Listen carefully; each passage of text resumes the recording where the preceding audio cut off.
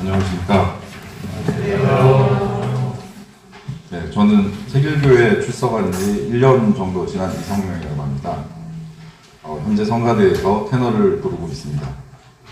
제가 50년 넘게 교회를 출석하면서 여러 교회에서 예배를 드렸습니다만 가끔은 무슨 설교를 저런 식으로 하나, 내가 하면 100배는 잘하겠다, 이렇게 교만한 생각을 품었던 적이 있었습니다.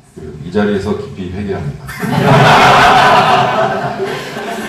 주보에 보니까 제가 간증자가 아니라 말씀을 전하는 설교자로 되어 있어서 상당히 당황스러웠습니다. 근데 돌이켜보면은 간증거리도 별로 없다는 사실에 좀 절망스럽고 주님 앞에 또한 여러분들 앞에 참 부끄럽습니다. 나 같은 나이롱 신자가 무슨 말을 하지? 이런 생각이 떠나질 않았습니다. 또한 제가 나의 회복이라는 제목으로 말씀을 나누어 달라는 요청을 받았을 때 바로 든 생각은 나는 아직 회복되지 않았는데 하필 왜 나한테 이런 의아함이 들었습니다. 그럼에도 불구하고 나의 머리털도 세시는 주님의 개입을 생각하면서 이번에 말씀 증거를 계기로 뭔가 나에게 깨달음을 주시려는 것일까라는 기대감도 생겨서 두렵고 떨리는 마음으로 이 자리에 섰습니다. 먼저 회복이란 무슨 뜻인지 생각을 해보게 됩니다. 사전적 의미로는 원래의 상태로 돌이키거나 원래의 상태를 되찾음입니다. 여기서 저의 좀 부끄러운 개인사를 얘기하지 않을 수 없습니다. 저는 3남 1녀의 막내로 태어나서 매우 유복한 가정에서 자랐습니다. 아주 어린 시절의 기억이지만 넓은 정원과 수많은 미술품과 아버지의 서재에서 흘러나오던 교향곡이 생각납니다. 온 가족이 둘러앉아서 접하는 저녁 밥상은 저에게 완벽한 가정의 전형을 강의시켰습니다. 무엇보다 아버지의 품은 너무나 따뜻하고 안정감을 느끼게 해주었습니다. 그러나 9살 때 아버지가 돌아가시고 어머니도 아프셔서 나는 그 집안의 몰락과정을 보면서 컸습니다. 아버지가 없는 아이는 강한 바람이 부는 벌판에 혼자 서 있는 느낌을 항상 가졌습니다. 어린 소년의 꿈은 단 하나였습니다. 내가 어른이 되면 반드시 가정을 회복하리라. 이 꿈이 나를 버티게 한 힘이었습니다. 세월이 흘러서 마침내 나는 가정을 이뤘고 아이들이 태어난 것을 보면서 또한 내가 아이를 바라볼 때 내 아버지가 나를 이렇게 바라보셨겠구나, 그런 느낌을 갖는 순간에 나의 오랜 영혼이었던 회복이 시작되었다고 생각했습니다. 나가서 물질적으로도 강한 가정을 이루기 위해서 최선을 다해서 일하고 나름대로 투자도 했습니다. 뭐 망하긴 했지만 그런데 결국 저의 결혼 생활은 성공적이지 못하였습니다. 가정을 이룬 지 10년 만에 애들 엄마는 갑자기 애들을 데리고 지구 반대편으로 떠나고 말았고 저는 혼자 산 지 이미 10년이 훌쩍 넘었습니다. 저는 지금도 잘 때 어린 나의 아이들과 잔디밭에서 뒹굴려 노는 꿈을 가끔 꿉니다. 내가 아무리 선한 의도와 성실한 자세로 임한다 할지라도 관계성과 환경은 나의 계획과 예상대로 흘러가는 것이 전혀 아니었습니다. 하나님, 저한테 왜 이러십니까? 라고 묻게 됩니다. 하나님, 저에게 이러시면 안 되잖아요. 내가 어렸을 때는 아버지를 데려가지 말라고 눈물로 기도했었는데 그렇게도 무정하게 데려가시더니 이제는 어른이 된 나에게서 그 가정을 빼앗아 가십니까? 내 아이들로부터도 또 아버지를 데려가십니다. 저는 교회에서 나름대로 봉사도 했고 시간과 헌금을 바쳤고 내 할 몫을 다하지 않았습니까? 그런데 이게 뭡니까?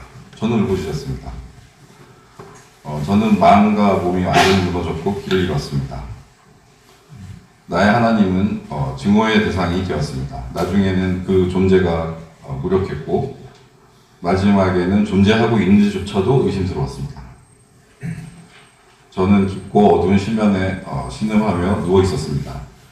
교회 학교에서 컸고 신앙적 훈육으로 가정교육을 받은 저에게 하나님을 잃어버리는 것은 정체성의 붕괴입니다. 그렇게 냉담한 세월을 보내던 중에 어떤 교회의 내적 치유 프로그램을 알게 돼서 거기서 참여하고 그 프로그램의 간사로도 한 2년 정도 지냈습니다. 근데 이제 어이없는 것은 그 프로그램 내 사람들한테 또 상처를 받았던 겁니다. 우리가 성경의 여러 인물들을 살펴보면 한결같이 그 위와 같은 질문을 하였다는 것을 알게 됩니다. 하나님, 저한테 왜 이러십니까? 라는 질문입니다. 제가 느끼는 성경은 행복이나 기쁨이 아니라 눈물과 분노의 책입니다. 세월을 고통스럽게 견디다 간 여러 인물들의 기록입니다. 심지어 하나님도 고통 속에 몸부림치다 죽었다는 얘기를 적어 놓았습니다. 예를 들어서 먼저 요셉이라는 인물을 보겠습니다. 흔히 갖은 고생 끝에 이집트의 총리로 성공하고 민족의 구원을 이끌어낸 인생 후반부의 영광을 생각하게 됩니다. 그러나 그가 감옥에서 얼마나 지옥 같은 삶을 견뎠을지요. 여기서 시편 105편 17절에서 19절 말씀 잠깐 보겠습니다. 저는 개정개혁판을 인용하겠습니다. 그가 한 사람을 앞서 보내었으며 요셉이 종으로 팔렸도다. 그의 발은 착고를 차고 그의 몸은 쇠사슬에 매였으니 곧 여호와의 말씀이 응할 때까지라. 그의 말씀이 그를 단련하였도다. 발에 있는 착고와 쇠사슬입니다. 또 말이 좋아서 단련이지 그 어둡고 추운 감옥에서 기약도 없이 기다리던 그 심정은 어땠을까요? 그가 투옥된 원인이 선한 동기에서 비롯된 것이고 그 두 번이나 석방의 기회가 있었는데 거기 이제 많은 기대를 했었는데 그게 아주 허망하게 날아간 그런 걸 생각해 보면은 그 요셉이라는 사람의 억울함과 좌절과 분노 그 실망감이 얼마나 컸을지 가늠을 하게 됩니다. 모세는 또 어떻습니까? 선한 동기로 동족을 구하려고 한 것이었으나 오히려 그 동족으로부터 버림받고 이집트의 자기 집안으로부터는 생명의 위협을 당하게 되었습니다. 출애굽기 2장 11절에서 15절 말씀입니다. 모세가 장성한 후에 한 번은 자기 형제들에게 나가서 그들이 고되게 노동하는 것을 보더니 어떤 애굽 사람이 한 히브리 사람 곧 자기 형제를 치는 것을 본지라. 좌우를 살펴 사람이 없음을 보고 그 애굽 사람을 쳐 죽여 모래 속에 감춥니다. 이튿날 다시 나가니 두 히브리 사람이 서로 싸우는지라. 그 잘못한 사람에게 이르되 네가 어찌하여 동포를 치느냐 하매 그가 이르되 누가 너를 우리를 다스리는 자와 재판관으로 삼았느냐. 네가 애굽 사람을 죽인 것처럼 나도 죽이려느냐. 모세가 두려워하여 이르되 일이 탈로 되었도다. 바로가 이 일을 듣고 모세를 죽이고자 하여 쳤는지라. 모세가 바로의 낯을 피하여 미디안 땅에 머물며. 다윗은 또 어떻습니까? 전쟁터를 전전하면서 젊은 시절을 다 보내고 나중엔 침을 흘리면서 미친 정신병자 행세를 해서 겨우 목숨을 구걸하기까지 했습니다. 그는 적군뿐만 아니라 아군으로부터도 쫓기며 광야를 전전했습니다. 그 두려움과 미래에 대한 암담함을 생각합니다. 그런데 성경 속의 인물 중에서 도저히 받아들이기 힘든 인생의 고통과 회복이라는 관점에서 우리는 단연 욥을 주목하게 됩니다. 그는 영문도 모른 채 단기간에 모든 재산을 날렸고 자식들이 죽고 배우자에게 버림받았으며 육체는 병들었습니다. 그가 막판에 할 수 있는 일이라고는 그냥 제 위에 앉아가지고 그 깨진 그릇 조각으로 자기 몸을 긁는 일이 전부였습니다. 그 누가 이보다 비참할 수 있겠습니까? 그는 자신에게 일어난 일들을 도저히 납득할 수 없었습니다. 그를 위로한답시고 멀리선 찾아온 친구들은 그를 더욱 힘들게 했습니다. 역시 힘들 때 사람에게서 도움을 구할 거는 못 된다. 이런 진리를 이 대목에서 배우게 됩니다. 욥은 하나님을 섬기고 성실히 살았으며 그러한 도덕성이 그 삶의 기준이었습니다. 하나님은 누구신가 자기는 안다고 믿었고 그런 하나님을 따르는 자기는 충분히 의롭다고 자부했습니다. 그런데 하나님이 직접 나타나셔서 그런 욥을 꾸짖습니다. 욥기 38장 1절에서 4절 말씀입니다. 그때 여호와께서 폭풍우 가운데서 욥에게 말씀하여 이르시되 무죄한 말로 생각을 어둡게 하는 자가 누구냐?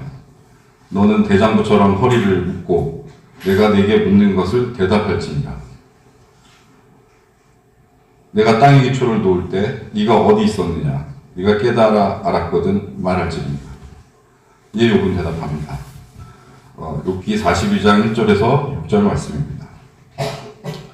욥이 여호와께 대답하여 이르되 주께서는 못하실 일이 없사오며 무슨 계획이든지 못 이루실 것이 없는 줄 아오니 무지한 말로 이치를 가리는 자가 누구리까? 나는 깨닫지도 못한 말을 하였고 스스로 알 수도 없고 헤아리기도 어려운 일을 말하였나이다. 내가 말하겠사오니 주는 들으시고 내가 주께 묻겠사오니 주여 내게 알게 하옵소서. 내가 주께 대하여 귀로 듣기만 하였사오나 이제는 눈으로 주를 배움나이다. 그러므로 내가 스스로 거두어드리고 티끌과 제 가운데서 회개하나이다. 저는 이 장면에서 그리스도인의 회복의 비밀을 배우게 됩니다. 회복의 사전적 의미와는 전혀 다른 회복의 의미이고 세상의 관점에서는 이상한 회복이라고 할 수 있습니다. 하나님의 도를 구하는 우리에게 회복이란 우리의 죄로 인하여 끊어졌던 창조자와 다시 연결되는 것입니다. 우리가 그렇게 진정으로 회복될 그때에는 더 이상 눈물과 해안이 없으며 창조주의 온화한 섭리 안에서 넉넉함을 또한 온전함을 향유하게 될 것입니다. 욥은 위의 고백 이후 다시 가족을 갖게 되었으며 재산도 이전보다 훨씬 더 많이 늘어나게 되었습니다. 욥기 42장 10절에서 13절 말씀입니다. 욥이 그의 친구들을 위하여 기도할 때 여호와께서 욥의 군경을 돌이키시고 여호와께서 욥에게 이전 모든 소유보다 갑절이나 주신지라. 이에 그의 모든 형제와 자매와 이전에 알던 이들이 다 와서 그의 집에서 그와 함께 음식을 먹고 여호와께서 그에게 내리신 모든 재앙에 관하여 그를 위하여 슬퍼하며 위로하고 각각 캐시타 하나씩과 금고리 하나씩을 주었더라. 여호와께서 욥의 말년에 욥에게 처음보다 더 복을 주시니 그가 양 14,000과 낙타 6,000과 소 1,000열이와 당나귀 1,000을 두었고 또 아들 7과 딸 3을 두었으며 대부분의 가르침에서는 이러한 결과에 대하여 욥이 모진 시험을 견디고 신앙을 지킨 끝에 다시 새로운 자식을 보고 재산도 더 많아졌으니 하나님께서 회복시키셨다. 아니 더 큰 축복을 주셨다고 합니다. 그러나 이것이 진정 회복된 것이라 할 수 있을까요? 저는 전혀 그렇지 않다고 생각합니다. 이전에 죽은 자식은 돌아오지 않기 때문입니다. 다만 그에게 회복이란 가족이나 재산이 아니라 하나님의 발견, 창조주와의 만남이라 저는 생각합니다. 귀로만 듣고 지식적으로만 알던 하나님을, 신념으로 믿던 하나님을, 자기의 논리로 이해하고 있던 하나님을 이제는 실제로 만났고 본 것입니다. 제대로 맺어진 관계성의 시작입니다. 욥은 이제 누가 자기를 지었는지 깊이 깨닫게 되었습니다. 또한 이제는 하나님이 누구신지 알게 됨으로써 자기가 누군지 알게 된 것입니다. 가끔은 만일 내가 원만한 가정을 계속 유지하였다면 어땠을까 생각해 봅니다. 소위 행복을 보장하는 삶을 주탱하기 위해서 더 많이 일하고 더 많이 접대하고 더 많이 투자하고 고군분투하면서 교회는 그저 또 하나의 조세기관으로 느끼면서 살았을 것입니다. 내가 알아서 할 테니까 하나님은 하늘 위에 그냥 좀 앉아 계세요. 대신 저는 신자로서 약간의 도덕성과 시간, 돈을 내겠습니다. 어차피 원래 다 그런 거 아닌가요? 이런 식으로 살았을 것입니다. 물론 아이들이 크는 것을 보면서 보람도 느끼고 때로는 가정의 따뜻함 속에서 천국을 맛보았을 겁니다. 그러나 항상 하나님을 목말라 하고 예배자로서의 삶을 사는 것에 대해서는 지금처럼 절실하지 않았으리라고 생각합니다. 그렇다면 현재 나는 회복된 것일까요? 사전적 의미에서 나는 결코 회복될 수 없습니다. 지나간 시간을 되돌릴 수 없으며 행복한 나만의 가정을 갖겠다는 어린 시절부터 나를 지탱해왔던 소박하고도 유일한 꿈은 이제 이미 유산되었기 때문입니다. 그러한 의미에서 나는 회복에 근본적으로 도달할 수 없는 것인지도 모르겠습니다. 우리는 신앙생활을 통해서 이 순간의 기쁨과 행복을 보장받고 영혼의 위안도 얻는다고 생각합니다. 그렇다면 과거의 아픔으로부터 회복되는 것이 당연합니다. 따라서 회복이 안 된다면 이상한 것입니다. 내가 신앙생활을 잘못하고 있거나 하나님을 제대로 못 만나서 그런 것이겠습니다. 그런데 여기서 의문을 제기하게 됩니다. 왜 우리는 그런 식으로 회복되어야 하나요? 우리가 큰 착각을 하고 있는 것은 아닐까요? 하나님은 우리의 회복을 위해 존재하시는 분이 아닙니다. 하나님은 우리가 행복하기 위해 존재하는 분이 아닙니다. 우리는 회복의 정의를 다시 내려야 됩니다. 욥의 고백에서 본 바와 같이 나의 창조자 하나님을 실제로 보는 일이 하나님과의 깊은 관계성을 갖는 일이 회복일 것입니다. 그런데 이 길이 너무나 힘이 됩니다. 그렇다면 우리에게 완성된 회복은 바랄 것이 아니라 다만 우리로서는 한 걸음씩 회복의 과정을 인내하며 걸어갈 뿐입니다. 그래서 회복의 길은 끝없는 여정입니다. 우리에게 이 세상은 집으로 돌아가는 여행길 가운데 있는 것입니다. 여행지에 있는 것이므로 이렇게 불편하고 힘든 상황은 오히려 당연합니다. 지금 힘들고 아프며 불편하게 지낸다 할지라도 내가 돌아갈 영원한 나라를 소망하며 오늘 하루를 견디는 것입니다. 이 세상은 개인의 행복이 최고의 선이라고 끊임없이 가스라이팅하고 있습니다. 우리더러 그렇게 믿기를 강요하고 있습니다. 남에게 피해를 주지 않는 한 난 무엇이든 할 수 있고 내 인생의 결정자는 나이며 독립적인 주체로 사는 것이 가장 아름답고 진화의 최고봉이라고 가르칩니다. 또한 아름다운 곳을 구경하고 맛있는 것을 먹고 멋진 몸을 가지라고 합니다. 내 자산은 넉넉하고 그에 따라 나의 가정은 화목하고 아이들은 뛰어나며 구김살이 하나도 없습니다. 이것이 승리자라고 합니다. 그런데 이러한 시대의 조리는 우리와 전혀 어울리지 않습니다. 내가 이 세상에서 소외감을 느끼고 낯설게 느낀다면 오히려 그것은 나의 정체성이 오염되지 않았음을 확인하는 것인지도 모르겠습니다. 고린도후서 12장 7절에서 9장 말씀 보겠습니다. 여러 계시를 받은 것이 지극히 크므로 너무 자만하지 않게 하시려고 내 육체에 가시 곧 사탄의 사자를 주셨으니 이는 나를 쳐서 너무 자만하지 않게 하려 하심이라. 이것이 내게서 떠나가게 하기 위하여 내가 3번 주께 간구하였더니 나에게 이르시기를 내 은혜가 네게 족하도다. 이는 내 능력이 약한 데서 온전하여짐이라 하신지라. 그러므로 도리어 크게 기뻐함으로 나의 여러 약한 것들에 대하여 자랑하리니 이는 그리스도의 능력이 내게 머물게 하려 함이라. 주님을 만나 인생의 180도 바뀌고 수많은 기적을 경험하며 여러 교회의 기초를 세운 능력자 사도 바울입니다. 정통 유대교회의 수호자로 존경받았던 그였습니다. 권위와 사명감, 프라이드에 충만한 그 사람이었습니다. 그런데 놀랍게도 이제는 그에게 모든 것이 다 배설물처럼 보였습니다. 더욱 놀라운 것은 우리에게 완벽한 신앙의 모범으로 보이는 그런 사도 바울도 육체의 통증을 견디다 못해서 치유를 바라면서 3번이나 간절하게 기도했습니다. 그러나 그는 회복되지 못했습니다. 그의 회복되지 않음이 오히려 주님의 응답이었기 때문입니다. 이 세상이 추구하는 행복과는 독립적으로 무관하게 나가서는 정함에 사는 것이 우리의 정체성이라 믿습니다. 하나님의 나라를 구하는 열심은 험한 세월을 통해서 만들어질 것입니다. 내가 이해할 수 없는 고통은 바로 내가 받은 축복이고 나의 십자가이며 나에게 허락된 길입니다.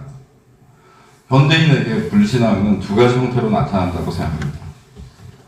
미래에 대한 불안과 과거에 대한 회한입니다.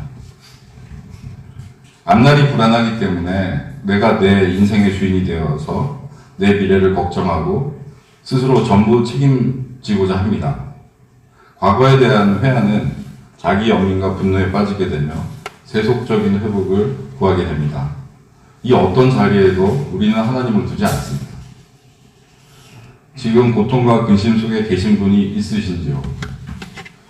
마태복음 27장 45절에서 46절을 보겠습니다.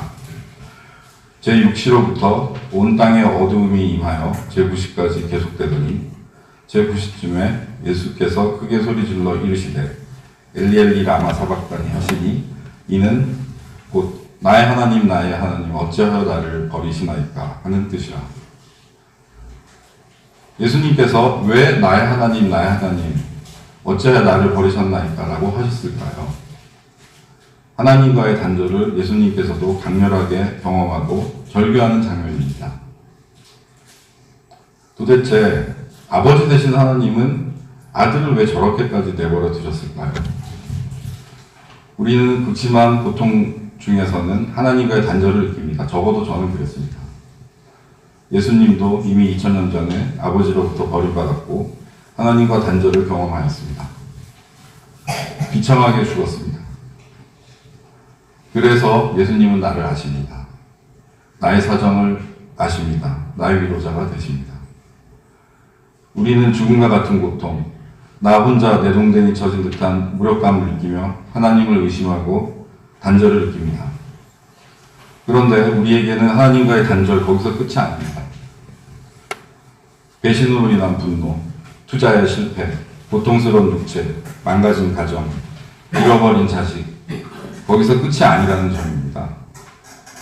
하나님과 단절된 순간이 아이러니하게도 회복이 시작되는 계기가 되며 또한 하나님을 새롭게 만나는 자리가 됩니다. 예수님이 먼저 본을 보여주셨습니다. 그 순간을 거치고 나서야 부활하셨기 때문입니다. 저는 이제 가정이 해체된 이들의 고통을 이해하게 되었습니다. 섣불리 남에게 조언하고 가르치려 했던 교만함을 회개합니다. 예전에 나는 그저 욥의 친구였습니다. 이제는 가정 문제로 힘들어하는 친구나 후배들이 나를 찾아오게 하시니 그들의 위로자가 되게 하심을 감사합니다. 우리의 관심사는 더 이상 우리의 세속적인 회복, 1차원적인 회복이 아닐 수 있습니다. 이제는 하나님의 나라의 회복을 더 애쓰고자 합니다. 지금은 욥처럼 내가 다시 한번 회개하고 나가 이 땅의 교회를 위하여 우리가 먼저 회개하고 대신 회개할 때라고 생각합니다. 마지막으로 나치에 체포돼서 옥중에 계시던 디트리히 보네퍼 목사님이 1944년 12월에 옥중에서 가족들에게 보낸 편지 중에 쓴 시를 음미해 보도록 하겠습니다. 선한 능력으로.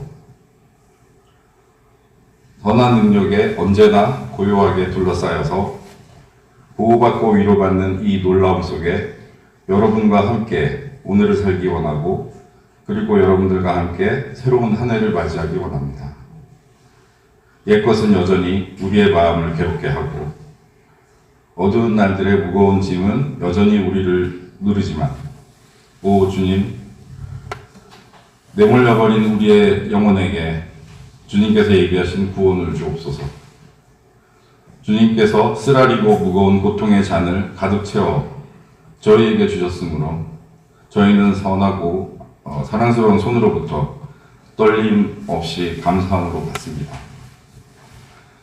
그럼에도 주님께서는 저희에게 이 세상에서 기쁨과 빛나는 햇빛을 주기 원하십니다. 그러기에 저희는 지나간 일들을 회상하며 저희의 생명을 온전히 주님께 맡깁니다.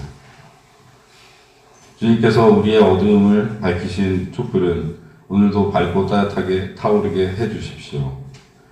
우리가 다시 하나 되게 해주십시오. 우리는 압니다. 당신의 빛이 밤을 비추고 있음을. 이제 저희 주변 깊은 곳에 고요가 편만할 때 저희 주변을 보이지 않게 에워싼 세상에 온전히 울려 퍼지는 소리를 저희들로 하여금 듣게 하소서. 주님의 모든 자녀들이 소리 높여 부르는 찬양을. 선한 능력에 우리는 너무 잘 보호받고 있으며 믿음으로 일어날 일들을 기대하고 있습니다. 하나님께서는 밤이나 아침이나 우리 곁에 계십니다. 또한 매일의 새로운 날에 함께 하십니다. 잠시 기도하겠습니다.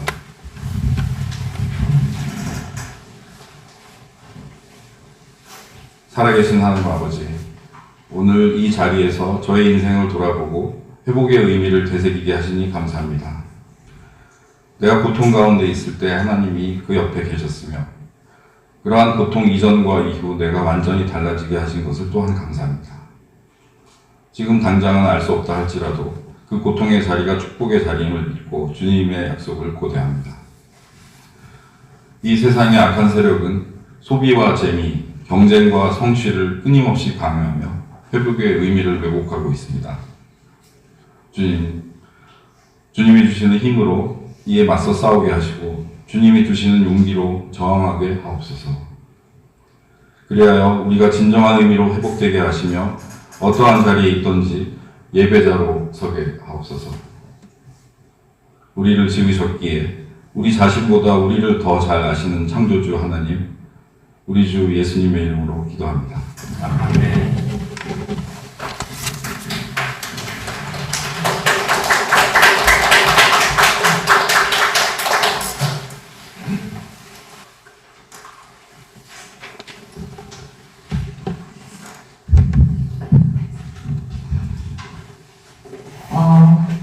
살려움의 영향은 어디서 오는가? 라고 제목을 붙였지만 여러분이 제가 저한테 뭘 기대하시는 건 아니시죠? 저는 아직 5개월밖에 여기 안 됐고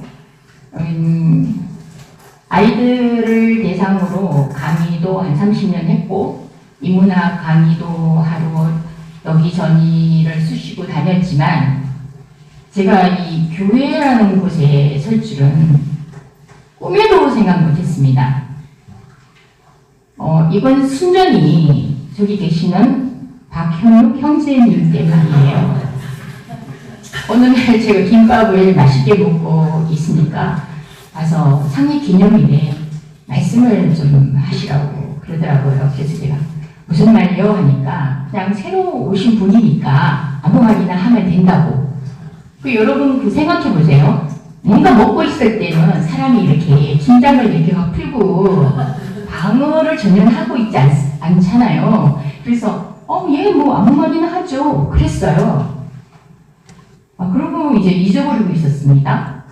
근데 한 주 전에 제목이 무엇이냐고 물었어요. 그래서 제목이 있어야 됩니까? 라고 얘기했으니까 얼마나 제가 무식하면은 용기 있다 이런 그 상황이 됐어요. 그래서 저 제목을 억지로 만들어서 보냈어요. 그랬는데 또 며칠 뒤에 성경 말씀과 어떻게 연결하는지 보내주세요. 이러고 문자가 왔는데 그때부터는 다리가 후들후들 떨리기 시작했습니다. 그래서 겨우 찾고 제가 평소에 굉장히 익숙한 마태복음 6장 33절에서 34절을 보냈습니다. 근데 여기 보면은 숫자에 보면은 안 적혀 있잖아요. 여기가 또 반복되어 있었어요. 그래서 어제 이걸 보는 순간 저는 머리가 더 하얘졌어요. 이걸 어떻게 할 건가. 그래서 그래 이것도 뭐 하나님이 알아서 하시겠지. 어차피 아무 말 할 거니까. 그래서 여기에 맞췄어요. 그랬더니 오늘 영상은 마태복음 6장이 올라갔어요. 그래서 주님이 야 너 어차피 이 많은 이 신학자와 박사님과 이 교회의 연륜이 높은 선배님 앞에서 너는 어차피 해봐야 아무 말을 잔치니까 그냥 이렇게 저를 아무 말 해라 하고 어여삐 여기신다 이렇게 생각하고 지금부터 저는 아무 말이나 하겠습니다. 양해하세요. 예. 그리고 어제 이제 욕기에 맞춰서 뭔가를 해야 되니까 제가 준비해온 것은 버리고 가방에 넣었습니다. 그리고 이제 밤 12시가 됐어요. 제 동생이랑 이제 수다를 떨다가 근데 뭐가 하나도 안 잡히는 거예요. 뭘 할까? 그래서 12시가 되자 제 동생이 이제 걱정이 되겠죠. 근데 제가 일단 자자. 그래서 잤어요. 어떻게 하시겠지 뭐. 근데 2시에 잠이 깼어요. 그래서 그때부터 몇자 메모를 했습니다. 핸드폰에. 그게 참 다양한 일이죠. 아침 6시에 일어나서 어쩔 뻔했어요. 근데 2시에 깨워주셨어요. 그래서 지금부터 저는 편안하게 제 얘기를 하겠습니다. 저는 아직 성경을 아는 것도 너무 얕고 교회에 대한 추억은 어린 날 크리스마스 때 가서 크림빵 얻어먹은 그 기억, 그 하얀 크림빵 있지 않습니까? 납작한 그 혀로 핥아먹는 그 행복감, 그것이 저한테는 교회에 대한 가장 좋은 추억이었고 크리스마스 때 가면 물 많이 줬어요. 그래서 그런 아름다운 그것도 하나의 체험이겠죠. 그래서 그걸 기반으로 해서 교회라면은 굉장히 지금도 참 좋은 것, 저한테는 행복한 추억 뭐 그런 곳으로 존재했는데 오늘 제가 여기에 앉아서 이 서서 무슨 소리를 하는지 어쨌든 아무 말이나 하겠습니다. 그날은 10월 초 어느 날이었습니다. 아이들은 학교에 가서 동네 골목은 조용했습니다. 나는 대청 마루에 앉아 있다가 엉덩이로 내 몸을 밀고 마루 기둥으로 나아갔습니다. 엄마는 보리쌀을 질그릇에 푹푹 치대고 있었습니다. 엄마, 나 한번 일어나 볼까? 우리 집 마당에는 자잘한 자갈이 깔려 있었는데 그 자갈을 밟고 오는 급한 발걸음이면은 자그락 그 소리와 엄마의 손등에 그 묻어있는 납작 보리살이 마치 헛된 영화처럼 슬로우 모션으로 저에게 다가온 그 기억을 저는 오늘날도 선명하게 기억합니다. 그날 하늘은 굉장히 푸르렀고 공기는 까칠한 가을날이었습니다. 그 미끄러지듯 꼬꾸라질 듯 다가온 엄마를 의지해서 저는 그 대청 마루에 기둥을 잡고 일어났습니다.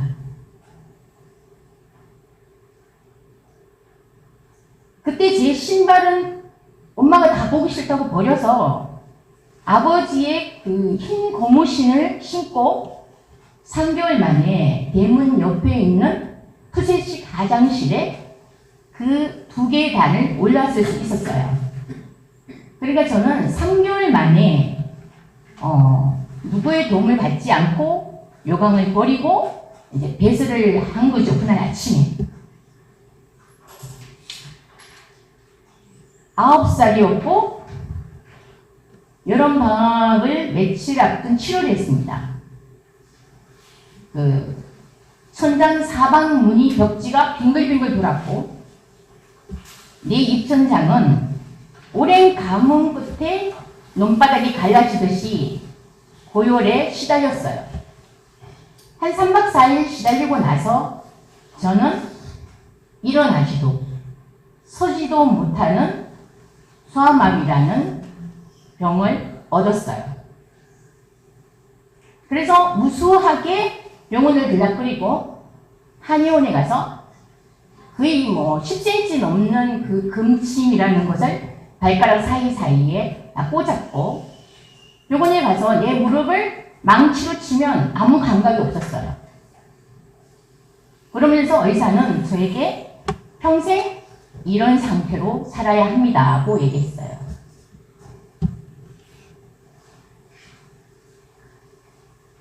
이미 저희 집에는 태어나서 6개월 후에 소아마비에 걸려서 두 다리가 굉장히 털어지고 소아마비로 인해서 그 두 목발을 짚고서 성치 못한 큰오빠가 있었어요. 그 큰오빠하고 제가 지금 말하고자 하는 그분하고의 인연은 굉장히 길어요. 그 얘기를 하자면 한 2시간이 해야 될 것 같지만 그건 생략하고 어쨌든 그 오빠가 소아마비에 걸렸기 때문에 저희 가족은 청도에서 대구로 그 오빠를 고치겠다는 일념으로 올라왔고 그런 인연으로 2년 단 한 분이 계셨습니다. 그분이 대구 달성동에 있는 우리 집에서는 그분을 달성동 선생님이라고 불렀습니다. 그러니까 엄마는 모든 병원, 모든 한의원을 다 섭렵하고 나서 이제 마지막으로 갈 데가 없어서 저를 얻고 그 달성동 선생님이라는 곳을 찾아갔습니다. 제 인생부터 거기를 가지 않은 이유는 그 큰오빠가 소아마비 걸렸을 때는 다리가 이렇게 앞으로도 되지가 않고 계속 이렇게 몸이 다 뒤틀려서 그 목발도 짚지 못하는 상태였고요. 근데 그 달성동 선생님에게 가서 그래도 목발을 짚을 수 있는 상태가 되었지만 엄마는 그것이 나았다고 생각하지 않고 있었기 때문에 저를 손톱 데리고 그곳을 가지 않았던 거죠. 이제 마지막 모든 희망이 없어지자 엄마는 나를 얻고 그곳으로 갔어요. 그 달성동 선생님이라는 분은 여자였고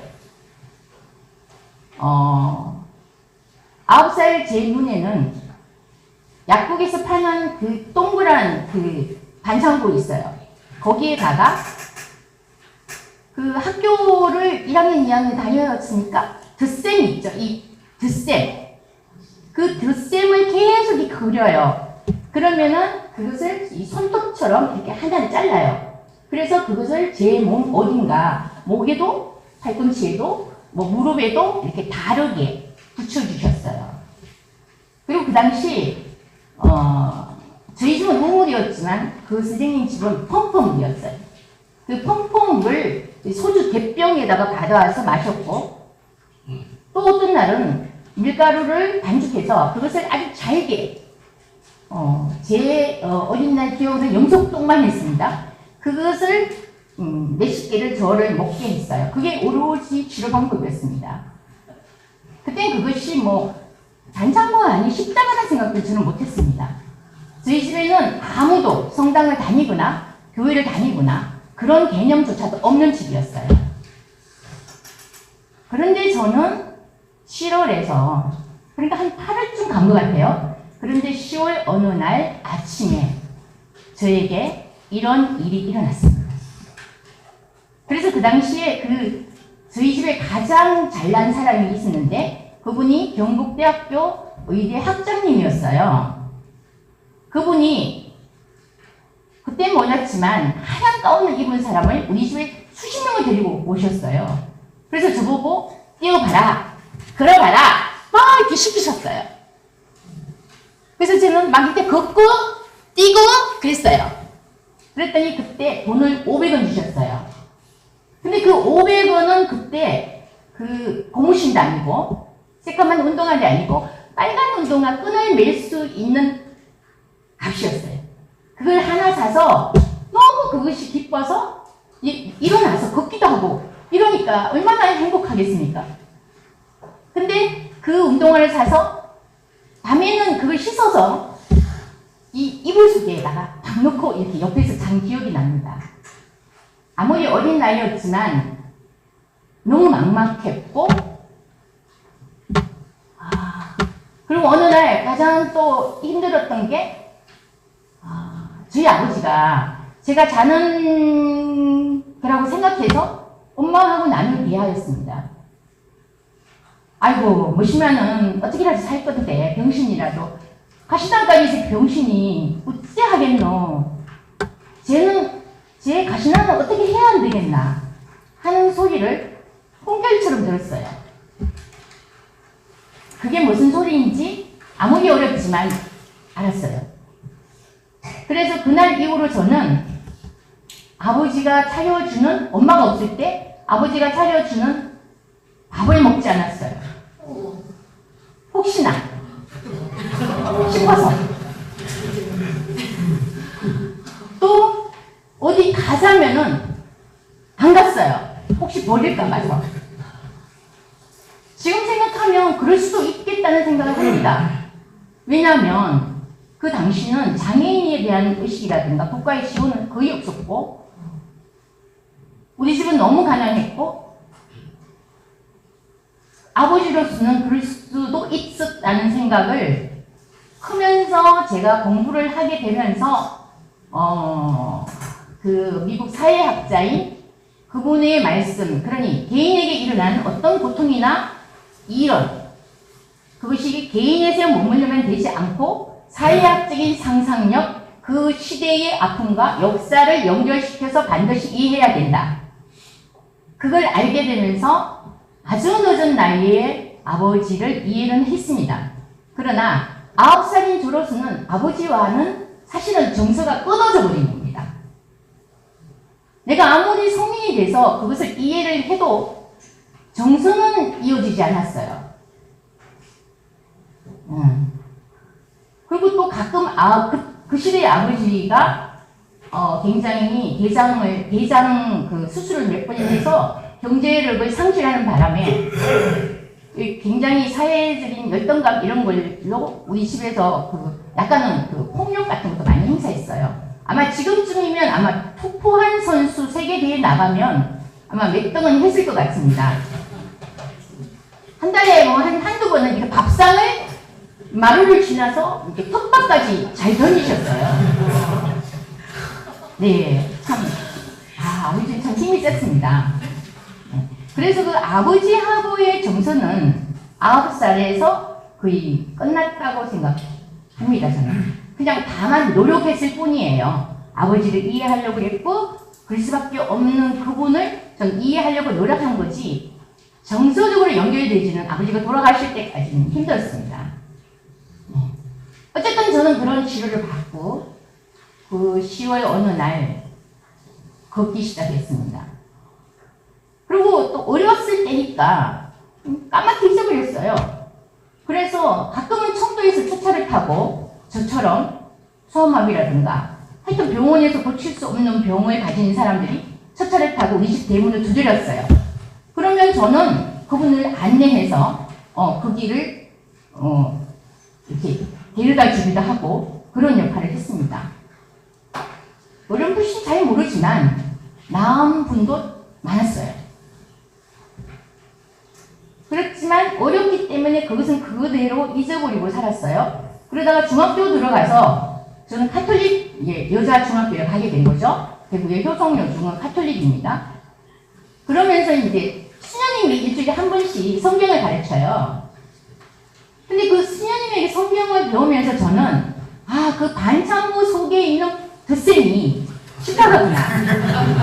그렇게 알았어요. 그리고 내가 그 소주 대병에 갖고 와서 마셨던 그 물은 성수였고, 그러면 그 밀가루 반죽을 동글동글해서 그것은 밀떡이었구나 하는 생각을 하게 됐고, 그 영향으로 20살에 이제 영세를 받았습니다. 또 결혼하니까 남편이 교회를 다닌다고 그래서 좋은 게 좋구나. 그래서 혼배 성사는 이제 살짝 했지만 어쨌든 그 집안이 교회 집안이었기 때문에 교회를 이렇게 다니는 척 했어요. 그러나 그 교회가 가지고 있는 여러 가지 남녀 차별이라든가 권위라는 걸 저는 인정하고 싶지 않아서 그냥 왔다리 갔다리 일을 많이 하고 이 교회 저 교회를 많이 전전을 하고 어떤 교회에서는 집사님 하라고 하면 도망 나오고 하여튼 그런 과정을 끊임없이 한 것 같습니다. 그렇지만 저는 그 무의식적으로도 20대부터 저한테 이런 질문을 했습니다. 그때 그 사건을 해석하려고 굉장히 노력했어요. 그래서 신부님한테도 그 얘기를 했습니다. 그 신부님이 그건 악마도 할 수 있는 일이야. 이렇게 말했어요. 그때부터 되게 공포에 질렸죠. 또 교회에 가면 막 이렇게 사람들하고 목사님하고 친해지면 또 물어봅니다. 그러면 어떤 분은 이렇게 나를 쳐다보고 믿으려 하지 않아요. 이상한 소리 하는 여자다. 그런 경우를 몇 번을 겪고 나서는 숙제 입을 닫았어요. 그리고 책도 많이 찾아보고, 심지어는 스피노자의 신학 정치론에서 기술을 어떻게 해석하는가도 찾아보고, 내 나름대로 해석을 해보려고 굉장히 노력을 했습니다. 그렇지만 이건 해석하려고 노력을 했지만, 이 특별한 경험, 이것에 대한 나쁜 것만 있는 건 아니었어요. 적어도 내가 이런 은총 내지는 은혜를 받았기 때문에 함부로 살면 안 되겠다. 어떠한 상황이 와도 저는 그렇게 다시 시작하고 이렇게 앞으로 나아가는 그 길의 받침대이자 힘이 되어주었습니다. 누가 뭐라고 해도 나를 이렇게 밟아도 속으로는 이렇게 생각했어요. 웃기지 마라. 나는 이런 오늘을 입었어. 어쩌라고. 이런 것들이 저를 지탱해주는 하여튼 힘이 되었던 것 같습니다. 그리고 그것이 내 나름의 윤리의 기준이 돼서 조금 더 보통의 사람들보다 세속적인 삶을 아마 좀 덜 살았다고 말을 할 수 있어요. 용인에 87년에 가기 때문에 그때 제가 아파트를 투기를 했으면 엄청 많이 건졌을 때지만 그런 짓을 안 했습니다. 왜냐하면 구약에 보면 나와 있지 않습니까? 땅에 대해서, 그 다음에 또 높은 고리에 대해서 타인의 고혈을 빠는 것과 같다. 이런 것들을 읽으면서 저는 나는 나름대로의 내 기준을 가지고 살아야 되겠다. 이것이 그 특별한 경험의 채무를 좀 갚는 길이다. 이렇게 생각했습니다. 그리고 학원을 하고 아이를 한 30년 이게 가르치면서 정말 이렇게 가르쳐 보면은 안 되는 애도 있어요. 공부를 안 하려고 그러고 죽으라고 책 안 읽으려고 하면 저는 조용히 학부모를 불러서 그만하십시오라고 얘기했어요. 그만하시고 차라리 노후보험을 드세요. 이렇게 쫓아내는 이러면은 한두 번 쫓아냈습니다. 왜냐면 돈을 그렇게 받는다는 게 허용되지 않더라고요. 정말 안 되는 애를 내가 막 잘한다 하면서 학원 분명은 그렇게 해야 되는데 저는 절대 그런 거를 하지 않은 그 기준은 내 나름대로의 이 특별한 경험을 받았다는 데에 대한 자존감 같은 게 아마 있었던 것 같습니다. 근데 요즘에 제가 생각할 때는 내가 이 나이만큼 산 것이 참 다행한 일이구나 라고 생각합니다. 왜냐하면 50대 후반까지 뭔가 조금 다른 건 좀 더 포기했는데 글을 써서 좀 이름을 얻어보자는 그런 명예욕이 저를 50대 후반까지는 있었던 것 같습니다. 그때 만약에 제가 죽었다면은 오늘 이 자리도 없겠죠. 좀 더 철이 들었고 이제 더 이상의 세속적인 일들은 점점 갈수록 흥미를 잃었어요. 그리고 뭔가 안 되는 부분이 있잖아요. 우리가 아무리 노력해도 내 힘으로 안 되는 게 많다는 인식이 이제 조금씩 60대가 되면서 조금씩 들기 시작했어요. 그렇게 인연이 되었는지 50대 중반쯤 들어와서 제가 이제 불교를 굉장히 많이 공부를 했습니다. 그러나 불교가 진짜 매력지 않습니까? 내가 깨치기면 부처가 된다는데. 그렇지만 끝내 그 불교 신자가 되지 못한 것도 아마 제가 가지고 있는 어떤 채무가 이 원인이 아니었나 생각합니다. 그리고 이제 그 아이들을 가르치면서 접하게 된 함석헌 선생님의 정기라든가 이런 걸 통해서 또 따라가다 보니까 유영모 스님도 나오시고 장윤선 스님 또 그런 책들을 읽게 되면서 무교의 운동이라든가 이런 것에 좀 많이 알게 됐어요. 그리고 그런 교회가 있나, 이렇게 열린 교회, 경신도를 중심한 이런 것들 사실 저는 좀 은근히 찾았어요. 그러다가 이제 작년에 용인에서 지혜학교가 열렸고 그 지혜학교에 오신 그 정경일 선생님을 통해서 이런 교회가 있다는, 세길교회가 있다는 얘기를 들었어요. 그래서 이제 동생이랑 같이 우린 또 행동파예요. 뭐 궁금하면 못 참아요. 그래서 찾으러 나갔습니다. 이 찾으러 나가는 기도야. 능동적인 기도를 하자. 오늘은 나가라 이래가지고 정담동을 가서 못 찾고 이제 서대문 가니까 교회가 예배가 다 끝나고 그래도 오늘의 기도는 훌륭하게 우리가 했다 이러면서 돌아온 기억이 납니다. 오래전 이제 그 제가 읽은 책 속에 이런 얘기가 있었어요. 아우구스누스 성인이 바닷가를 거닐고 있었답니다. 아이가 모래성을 쌓고 바닷물을 거기다가 담고 있었어요. 성인이 아이에게 너는 지금 뭘 하느니? 이러니까 아이가 바닷물을 다 이 모래성에 담을 겁니다. 대답했어요. 그랬더니 성인이 그건 불가능한 일이야. 그거 말했어요. 그래서 아이가 지금 성인이 생각하는 삼위일체에 관한 하나님의 뜻을 이해하는 것보다 내가 저 바닷물을 이 모래 성에 담는 것이 오히려 쉬울 겁니다. 이렇게 대답했대요. 저는 그 기제를 읽고는 좀 해소가 됐어요. 제가 겪은 일을 내가 왜 그걸 꼭 내가 알아야 하는가? 그건 삼일체를 이해하는 것보다 훨씬 더 어려운 일일 수도 있다. 그냥 나는 받아들이고 내 나름대로 기준을 만들어가면 되지 않을까 하는 생각이 굉장히 마음이 그 기절에서 저는 마음이 되게 편해지기 시작했습니다. 그게 아마 50대 한 서너 살을 됐을 때 일이에요.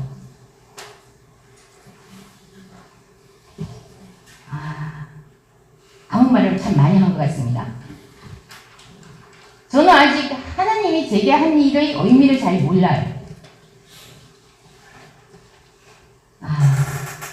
그리고 어제 또 생각한 것이 나한테 마태복음 6장에 가서 네가 준비한 걸 하지 말고 넌 욥기에 대해서 얘기를 해라. 그러시는 것 같아서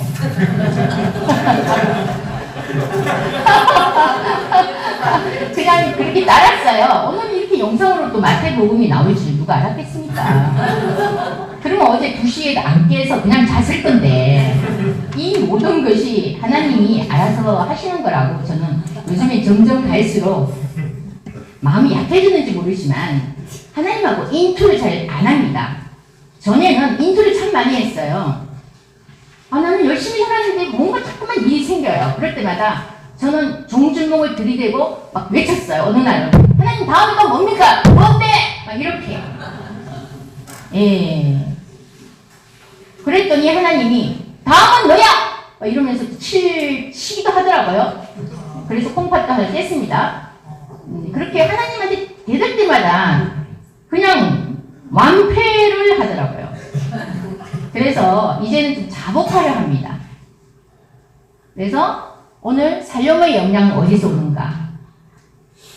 제가 많이 살아봐야 100살. 이 한 번의 인생에서 어떻게 하나님의 뜻을, 신의 뜻을 다 알겠어요. 그냥 오는 대로 받고 그것을 조금이라도 내 의지를 가지고 잘 살아내는 그런 사람이 되지 않을까 하는 생각을 요즘에 들어와서 합니다. 이 생각을 하게 된 것도 세계의 교회에 와서 시작한 일입니다. 그전에는 교회만 갔으면 뭔가 못마땅한 게 눈에 너무 많이 들어왔어요. 그래서 교회를 갔다 오는 길은 화가 나서 오는 거예요. 왜 저렇게 목사님은 회개만 하라 그런가? 성경에 보면 기뻐하라, 기뻐하라, 또 기뻐하라 그 찬란한 언어들이 있는데 왜 저렇게 회개만 하라고 계속 정주목을 들이대는가? 행복하지 않았고 그런데 이 세계교회를 오게 되면서 마음이 되게 착해졌어요. 왜 그런지 모르겠어요. 착해진 이유는 반드시 있습니다. 두 번째 날인가 왔더니 그 강단상에 그 뭐죠? 세월호 그 리본을 떼느냐 붙이느냐 뭐 이러면서 굉장히 토론을 격렬하게 했습니다. 그런데 저희 동생과 저는 좀 뻔뻔해요. 두 번째 왔으면 빨리 눈치껏 가야 되는데 저는 세계교회의 본질을 알 수 있는 건 저럴 기회다 생각했습니다. 그래서 악착같이 섰습니다. 어떤 두 분은 저를 힐끔힐끔 보긴 했어요. 제대로 왜 안 가나? 그렇지만 저는 안 갔습니다. 그래서 끝까지 한 30분 이제 막바지 좀 들어왔어요. 그럴 때 이제 가자. 요때 빠져줘야 된다. 그리고 이제 빠졌어요. 그런데 그날 제가 느낀 건 충격이었어요. 기존교회를 10군데는 넘게 다녔어요. 근데 어디서도 저는 그런 토론의 장을 보지 못했습니다. 그리고 여성의 그 발언이 그렇게 먹혀드는 장수를 좀 밟은 사이에요. 어릴 때부터 저는 뭔가 아버지가 말할 때 아버지 그게 아니고요 하면 야 이놈의 같이 나가 하면서 막기만 했어요. 학교도 마찬가지였어요. 선생님 그게 저 아닌데요 하면은 그냥 어떤 때는 심하게 마개짤로도 맞았습니다. 직장생활 할 때도 제가 뭔가를 제의하면 시킨 대로 하라고. 결혼해서도 제가 뭔가를 말하면 기신문이 재수없다고.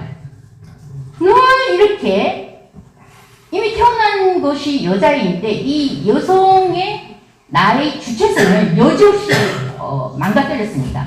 근데 그날 저는 너무 행복했어요. 정말 내가 와야 할 곳이구나. 너무 정말 새로운 경험이었고 열려있다 이렇게는. 물론 또 뭐 이런저런 일도 겪겠죠. 사람이 일이라는 것은 사람이 모여있는 단체는 이런 사람도 있고 저런 사람도 이미 이제 그것을 아는 나이가 됐죠. 그러나 저는 그날의 그 열려있는 여러분들의 그 발언과 그 다음에 여성분들의 그 굉장히 그 논리적인 지식, 체계에 바탕한 그 대화를 저는 금과 옥적처럼 기억합니다. 그래서 여기를 나는 계속 나가겠다. 그 생각한 게 바로 그날이에요. 네. 그렇습니다. 제가 그래도 여기를 충실하게 5개월 동안 다닌 이유는 그날의 충만함이 저는 되게 컸다고 생각합니다. 지금까지 제가 뭐 이렇게 한 일을 가지고 저는 늘 내가 했다고 생각했어요. 난 이만큼 해냈다. 그래 적어도 나는 이거는 했어. 이런 어떤 오만함이나 자존심 같은 게 있었어요. 저한테. 근데 이제 세계교회로 오면서 그 두 번째의 그 충만함을 가지고 여러분들 얼굴을 특히 여자분들을 한 번 한 번 보기 시작했어요. 그랬더니 다 저보다 굉장히 학식도 있고 경험가 그러나 오만할 줄 알았고 겸손하시고 저를 따뜻하게 이렇게 감사해 주셨고 다 날씬하고 예쁜 분들만 다 예뻤어요. 여기 뚱뚱한 분들은 한 분도 없잖아요. 죄송합니다. 하여튼 여성분들이 되게 빛났어요. 어느 자리에서 보지 못하는 그렇게 이렇게 움츠러져 있고 웅크려져 있고 이런 여성을 저는 많이 봐왔습니다. 저희 어머님부터 시작해서 그런데 저는 여기에 좀 오랫동안 있어야 되겠다는 생각을 가지고 있습니다. 그래서 그러는지 제가 착해졌어요. 이게 종종 하나님 뭡니까? 이런 주먹이 내려졌어요. 나도 모르게 슬그머니 내려지면서 이제 어제처럼 이렇게 적혀 있어도